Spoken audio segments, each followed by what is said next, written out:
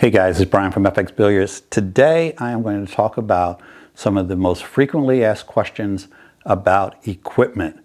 So hopefully I can answer those questions, because the way I look at it, I guess most businesses look at it, is if you get a question from one person, there might be 100 people that have the same question and they're embarrassed about asking it, or they don't take the time to ask it. And the reality is, you guys should never be embarrassed to ask me a question publicly in the comments. But if there's something you want to ask me offline, you can hit me at fxbilliards@gmail.com, or you can visit the FXBilliards site and it will be a contact form where you can privately send me a message, and I will also answer most of those. If you ask me a question on Facebook, you're probably going to be maybe 4 months before you get an answer. So I don't go on Facebook very often, and when I do, I go on to put a link to the current video, and then I'm out of there. So I don't spend a lot of time on Facebook. So I apologize to those of you who have asked me questions on Facebook or sent me friend requests on Facebook. I very rarely go on there, and but I am totally accessible by email and at fxbilliards.com. So let me answer your questions about equipment, and I'm going to answer the most frequently asked questions. Question number one, people are always asking me about different brands. Is Fury a good brand? Is Players a good brand? Is Predator a brand? Pool cues are a very personal thing. And even though I do a lot of endorsements for Predator, Lucasi, and Players, the reason I do those cues is because I play with those cues. I don't play with Players as much today as I did years ago, but I have in my bag today a 30-year-old Players cue that looks like it's brand new, and it cost $200 30 years ago, and you can get a decent Players cue for about $200 these days. So one of the things that I wanted to express to you guys is the brands that I use aren't necessarily the brands that are right for you.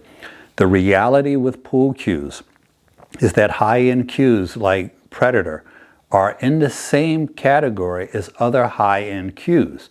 We have a personal preference to one brand or the other. I have quite a few Predator cues and quite a few Predator shafts, and as a result, I buy Predator products because they're all interchangeable.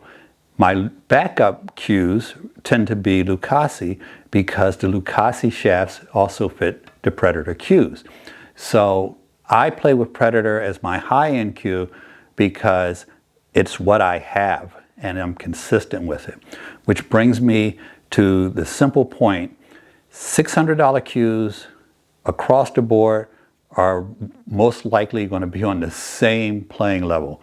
And a $200 cue is going to be on the same level as other $200 cues. There are no $600 cues that are great that make other $600 cues pieces of crap. It just doesn't happen. If you're getting $600 or $700 for a pool cue, it's because it's worth $600 or $700. So you don't need to test drive it and compare the two, and everybody wants to compare this cue versus this.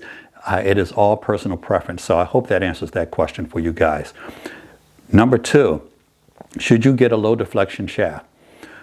If you are a beginner player, low deflection shafts aren't going to pay off for you as much as they will as you move up in the ranks.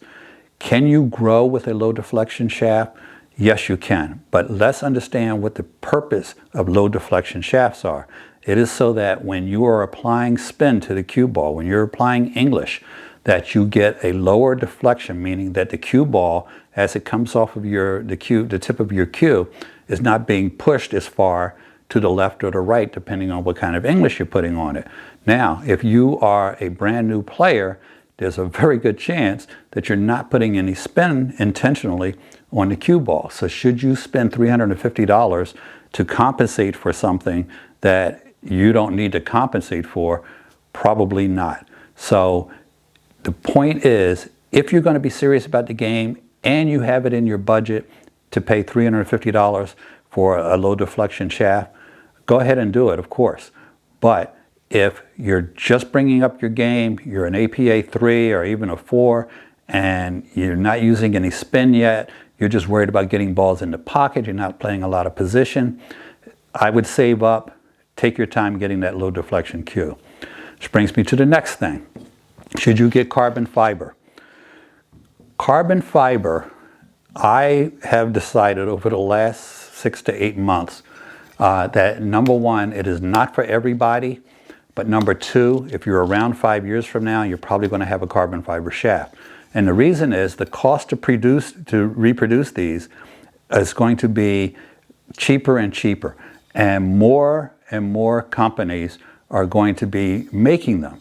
Now, they may not be as good as the Synergy or the Revo as more people are producing them, but carbon fiber is going to be all over the place 5 years from now because it lasts so long and it's going to be high in demand, and it's going to have a very good resale value for some of the higher end companies. So if you don't play with carbon fiber now, doesn't mean that you're going to play with carbon fiber 5 years from now, because your wooden shafts are going to still be around and probably in decent shape if you're taking care of them. But I personally, if you asked me 8 months ago, 9 months ago, I didn't prefer carbon fiber. I've played literally 1,000 hours with the Predator Revo now, and I'm hooked on it. So should you get a carbon fiber shaft for $500 versus getting a high quality wooden shaft for $350? My personal view is if you can afford the carbon fiber, you might as well go along with it, because it does have a lot of advantages over the wood, and it is going to be the shaft of the future. Okay, no ifs, ands, or buts. I'm an old school guy, and if I'm telling you that it is the shaft of the future, trust me, it is, because I love my wood shafts. Next, I get the question a lot of times, hey Brian, what kind of cue are you using there? Somebody asked me, isn't there a problem with you changing cues all the time? I see you shooting with a wooden shaft on one video, and I see you shooting with the carbon fiber. People ask me if I shoot too many videos with this one, where's the Revo? What happened to the Revo? Why aren't you shooting with the Revo? In the world of pool, one of the things that you want to do is have consistency. So should you be shooting with 3 different cues? Probably not. What you want to do is have as much consistency as possible. If I shoot with this wooden shaft, first off, I always wear a glove now when I shoot with this, because it gives me a feel that is closer to carbon fiber. But because of the channel, and because of boredom, and because of me trying to keep things fresh, and sometimes I'm doing a review, I will grab one of the other cues other than my Predator Icon or my Predator Black with the Revo on it. But anytime I purchase a new cue, a couple things happen. One, I get the exact same weight, 19 ounces. Every cue in the house is 19 ounces. So I always get the same weight. That keeps it consistent. If I have enough control over it, I get the exact same tip size. This is 12.4 millimeters. This is 12.5 millimeters. I can't tell the difference when I play with it. It started out closer to 13. I had to shave down to become a 12.5. That was the smallest I could make it, and not compromise the shaft itself. So I'm keeping consistent even when I'm not using the same cue. I've got the same tips on it. I've got the same weight on it. It's the same length, and it's got the same feel once I put the glove on. So that's the reason that I change cues. It is for variety. It is so that you guys can see that some of the shots that I make, it doesn't take a fancy carbon fiber shaft to make the shots. Sometimes it doesn't take a low deflection shaft to make the shots. So I will switch things up. Next question. Should I get a brake cue? This is a Lucasi Big Beulah base, and this is a Predator BK2 shaft. I would recommend that if you want, number one, if you want a brake cue and you are not a super serious player, what you do is you go out and buy an economy cue. Buy something under $100. Get a hard tip put on it. It doesn't have to be a phenolic tip like a professional brake cue would have, but just a hard tip. Convert that into your brake cue. Don't add weight. You want your brake cue to be light. People think that the brake cue is supposed to be heavier. A lot of people have done a lot of time to do a lot of studies to know that the lighter cues break better. Whether you think so or not, It's a fact. So people have alternative facts these days. Well, let me tell you, there's only one kind of fact. Lighter cues break better. So 18, 19 ounces, you're going to have better breaks than if you have a 21 or 22 ounce cue. So this is all to say, if you want to break cue and you're not in a position where it makes sense to pay $350 for a shaft or $500 or $600 for an entire cue just to break with, then get yourself an inexpensive cue, have a hard tip put on it, and you can designate that as your break cue. Which answers another question: should you break with your playing cue? Absolutely not. When we talk about tips in a second, I'll tell you a little bit more about that. But when you're breaking with your playing cue, forget about the fact that you're putting so much stress on the cue, because you can put a lot of stress on your playing cue. I can break with this day and night and nothing bad is going to happen to it. But let's set that aside.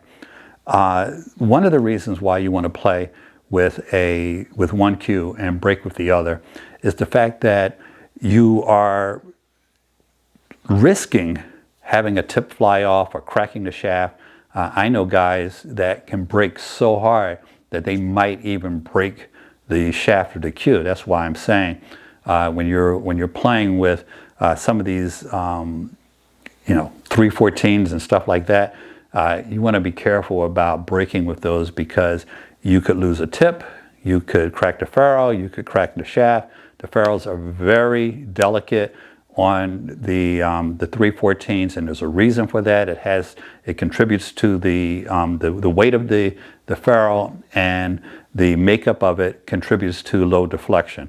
But as a result, you do not want to put too much stress on your playing cue. So I played with some great players. A lot of you guys know that I trained with Mike Massey. Mike comes into pool hall and has one cue in his bag, and he breaks with it, and then he runs racks with the exact same cue. Well, Mike has sponsors. If he breaks his shaft, then he can call his sponsor and say, I need a new shaft, and he's got a new shaft. So be careful about breaking with your playing cue. If you don't invest in a break cue, whether it's a $100 cue or a $500 cue, use a house cue to break. Next, I get a lot of questions about tips. So just like cue brands, $500 cues, $600-700 cues, you can line them all up. They're all really good cues. $50 cues, you can line them all up. They're really crappy cues. Tips are the same thing. A lot of guys these days, the number one tip, the favorite for everybody, is the Kamui Soft Black, and now the Kamui Soft Clear. Just some inside information that I got from somebody that would know. The clear and the black, there is no advantage to it. The clear looks cool, and that's basically it, but it costs about $5 more. So I took all my shafts in because I hadn't replaced the tips in a long time, and got Kamui Black Soft on all of my shafts. And the reason I got them all done, even one that didn't need to be replaced yet, which was on this Revo, is because of consistency. They all have the same tip on them, the exact same consistency. Now, should you invest in a $25 tip or a $5 tip? There's a lot of guys very proud of themselves because they're playing with a screw-in tip or a slip-on tip or a $2 Elkmaster tip. The reality is there is a difference between a $25 tip and a $2 tip. There's a reason people are paying $25 for it. It's not that everyone in the pool world is a sucker and they're paying $20 more than they need to for a tip. The difference is, number one, consistency. More expensive tips wear consistently because they are multi-layered, and as each layer wears out, the next layer is identical to the previous layer, so nothing changes as far as your ability to put English on the ball, not miss cue, and all of these things. Also, more expensive tips tend to be laminated, which means they don't mushroom over time from constantly hitting the ball. So there is a difference between a $25 tip, and it goes even further than what I described, by the way, but there is a difference between a $25 tip and a $2 tip. And because given a lot of work, Like I'm talking playing 2, 3, 4 hours a day. Your tip is probably going to last you 6 months. Why are you going to skimp on something that's a $20 difference? And frankly, you should have your tips put on by a professional. It's kind of silly to pay $20 to put on a $2 or $3 or $5 tip. So where it might cost you $50 to have a good quality tip on the end of your cue, it is key that you have a good quality tip on the end of your cue. So a $10 tip is probably going to get most of you through the year. You're probably going to be fine. But if you're a high-ranked player, you hope to be a high-ranked player, and you're going to be using a lot of spin, and each shot is very important, then get yourself a quality tip. That brings me to the next item, and that is chalk. Some of the other channels, particularly the smaller channels, have done some really good jobs as far as analyzing chalk. I know Dave did a review where he analyzed all the different chalks, and he came back and said, regardless of the price of the chalk, they're all the same, basically, or it doesn't matter. Well, it matters. I don't do my test over 20 strikes of a ball around the table or up and down the table where I'm going to be hitting the ball 50 times. Let me see how many times I can hit this without miscuing. That is not the gauge of what is a good chalk. I gauge my chalk by using it for 5, 10, 15 years through thousands and thousands and thousands of shots and matches and real world situations. Just putting chalk on the end of a tip and hitting the cue ball until I miscue is not the gauge of a chalk's ability. But one of the channels that did such a test really woke me up to a couple of different things. And I started looking back on all the different chalks that I've used over the years and came up with a solution for myself as far as narrowing it down, because I have a little wooden box over there that has 5 different brands of chalk in there, and I love all of them. I've got the Kamui, which is $30 for a cube. I've got Predator. I've got Blue Diamond. I've got even some Masters in there for guests. I've got now Russian Magic chalk. So after watching all the different reviews and some people coming back and saying, well, it doesn't matter if you're going to chalk up after every shot, I came up with a chalk, actually 2 brands, 3 brands that I like more than others. And I'm not encouraging you to buy any of them, but I'm going to tell you why I like them. The Russian Magic chalk is the newest thing for me. I have been using this for a few weeks right now, and I shoot all my videos with it, and I have not miscued once as a result of the chalk. I have miscued at times when using Masters. If I go 2 or 3 shots and I don't chalk up for whatever reason, laziness, I can't find the chalk, or just stupidity, you are likely to miscue. This stays on my cue, just like the Kamui and the Predator and the Blue Diamond, but it doesn't make a mess like some of the other chalks do. My favorite chalk is the Kamui chalk. It's very, very expensive, $30 for a little cube, but it makes a mess. It's everywhere. It's on the table, it's on my hands, it's on my ferrule. That's the downside of the Kamui. The Predator I also like. I like it very much.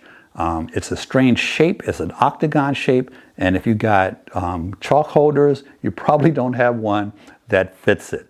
Blue Diamond is in the same category as far as price and everything goes. But my new chalk of choice is the Russian Magic chalk. And that's what I'm playing with these days. Ask me 6 months from now, it might be different. But those are the brands that I like: Blue Diamond, Predator, and Russian Magic chalk. And yes, chalk does make a difference, because you know what? A lot of you, I've seen you shoot, you don't chalk up after every shot. You should be, but you don't. So get yourself some decent chalk. It's not that expensive. When I decided to use the Russian Magic chalk, I went to a very popular online retail store and bought all of it that they had. So if you can't find any, I probably got it. But I'm sure they're back in stock now. So that answers the question about chalk. Next item, last but not least, tables. Guys ask me all the time, what kind of table should I get? What size should I get? What Should I get wood or should I get slate? What should I get? The answer is simple as far as which you should get, whether wood or slate. You should get a slate table if you can afford it. You should get, in my opinion, the most table you can get within your budget. So if you have a room that will accommodate a 9-foot table, get yourself a 9-foot table. If you have a room that will only accommodate a 4-foot table, a 7-foot table, do not get an 8-foot table and put it in a room that only accommodates a 7-foot table. You need to have 5 feet around in each direction on your table at the minimum in order for it to make sense for that room. So I would get slate, and I would not get wood for a couple reasons. One, wood tables are very rarely totally level for extended periods of time. Also, they're much lighter. So you get a big guy that leans over the table moves, and all bets are off. Now you're getting your table re-leveled. As far as the cloth goes, I use Simonis 860 HR cloth, which is a professional grade cloth. You can get cheaper cloth, but a lot of the pro events that you see, they're using Simonis 860 HR, or at least Simonis 860. And there's a reason. It is probably some of the best cloth in the world. There are some other brands that are up there that are the same or maybe even better quality, but I haven't run into better. But you want to get good quality cloth for your table. If you're accustomed to playing on bar boxes, you might as well be playing on carpet. This stuff is going to be good quality. It's going to be much faster than a lot of you are accustomed to, and you're going to have to adjust for it. But it makes sense to play on quality material if you're going to be playing in pool halls where they're going to have Simonis most likely on their tables. I hope that answered a lot of questions for you guys. And if you have any additional questions, hit me in the comments. If I don't answer you directly, I will make another video down the road that answers some of these questions for you. Don't forget to subscribe. And if you liked the video, hit that like button for me. Have a great day.